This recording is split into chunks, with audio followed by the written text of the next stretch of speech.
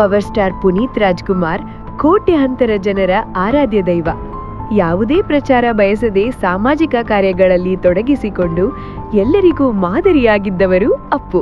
Kannada cinema ರಂಗಕ್ಕೂ Puneeth ಅವರ ಕೊಡುಗೆ ಅಪಾರ. 6 ತಿಂಗಳ ಮಗುವಾಗಿದ್ದಾಗಲೇ ಬೆಳ್ಳಿ ತೆರೆ ಮೇಲೆ ಮಿಂಚಿದ್ದ ಪುನೀತ್ ಕಂಡ್ರೆ ಚಿಕ್ಕವರಿಂದ ಹಿಡಿದು ಎಲ್ಲರಿಗೂ ಅಚ್ಚುಮೆಚ್ಚು. ಎಲ್ಲರೂ ಅವರನ್ನು ಪ್ರೀತಿಯಿಂದ ಅಪ್ಪು ಅಂತಲೇ ಕರೆಯುತ್ತಿದ್ದರು. ಇಲ್ಲಿ ರಾಷ್ಟ್ರ ಪ್ರಶಸ್ತಿಯಿಂದ ಹಿಡಿದು ಅಪ್ಪು ಅವರಿಗೆ ಸಂದ ಪ್ರಶಸ್ತಿಗಳು ಯಾವುವು ಎಂಬ ಮಾಹಿತಿಯನ್ನು ತಿಳಿಯೋಣ ಬನ್ನಿ. ಮುಖ್ಯವಾಗಿ 10ನೇ ವಯಸ್ಸಿಗೆನೆ ನ್ಯಾಷನಲ್ ಅವಾರ್ಡ್ ತಗೊಂಡಿದ್ರು ಮತ್ತು Karnataka Ratna award, 4 state award, 6 Filmfare award, ಭಾರತದಲ್ಲೇ ಅತಿ ಹೆಚ್ಚು ಬಾರಿ ಸೈಮಾ ಅವಾರ್ಡ್ ಪಡೆದ ನಟ ಅಂದ್ರೆ ಅದು ನಮ್ಮ ಅಪ್ಪು ಅವರು. 7 ಬಾರಿ ಪಡೆದಿದ್ದಾರೆ. ಒಟ್ಟಿನಲ್ಲಿ 35 ಬಾರಿ ನಾಮಿನೇಟ್ ಆಗಿ 24 ಅವಾರ್ಡ್ ವಿನ್ ಆಗಿದ್ದಾರೆ. ಹಾಗೆ ಅವರು ನಟಿಸಿದಂತ ಮೂವಿಗಳ ನೋಡೋದಾದ್ರೆ 96.7% ಸಕ್ಸೆಸ್ ರೇಟ್ ಹೊಂದಿರುವ ಭಾರತದ ಏಕೈಕ ಹೀರೋ ಅವರು. ಒಟ್ಟು 31 ಮೂವಿಗಳಲ್ಲಿ 1 ಇಂಡಸ್ಟ್ರಿ ಹಿಟ್, 15 ಬ್ಲಾಕ್ ಬಸ್ಟರ್, ಹುಡುಗನಿಗೆ ಜೋಡಿನ ಕೊನೆವರೆಗೆ 12 ಸೂಪರ್ ಹಿಟ್, 2 ಹಿಟ್.